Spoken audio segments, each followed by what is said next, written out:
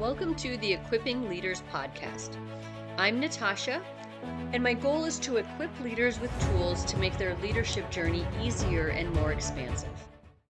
There is a TV show that I really enjoy called Physical 100, and it's a South Korean show where they bring the best athletes from across athletic disciplines together to engage in several different competitions. Some are individuals competitions, some are team competitions, and it has people from all genders.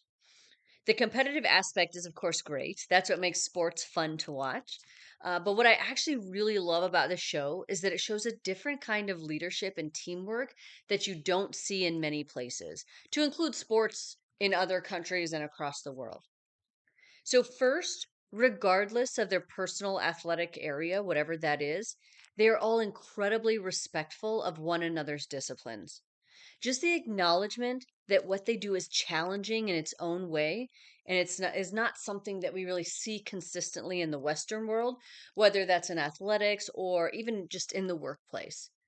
Right? On the show, when someone does something physically impressive, they are impressed and complimentary. They don't fall into this ego trap of insecurity.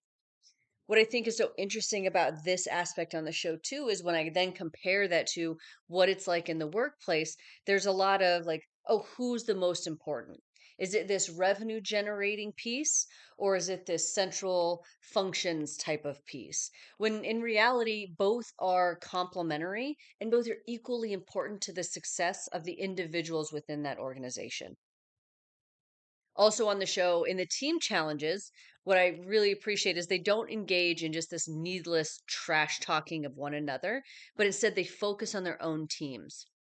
There was this one team challenge where they could stop the other team from getting points. And when they did that and they interfered, they were all apologies and I'm so sorry I have to do this.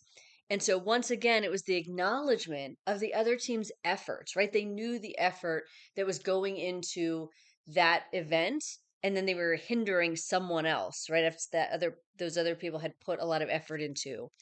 And they were doing that. They were very apologetic and acknowledging how difficult that was while still doing what was right for their own teams. Another thing I really appreciate about the team challenges is that you see accountability on full display. When a team loses, there's a huge amount of accountability from the team leader. They don't blame anyone else on their team or on the other teams. They own the decisions they made and how their team performed. Even the individuals that are not the team leader take accountability for how they could have done better, where they messed up.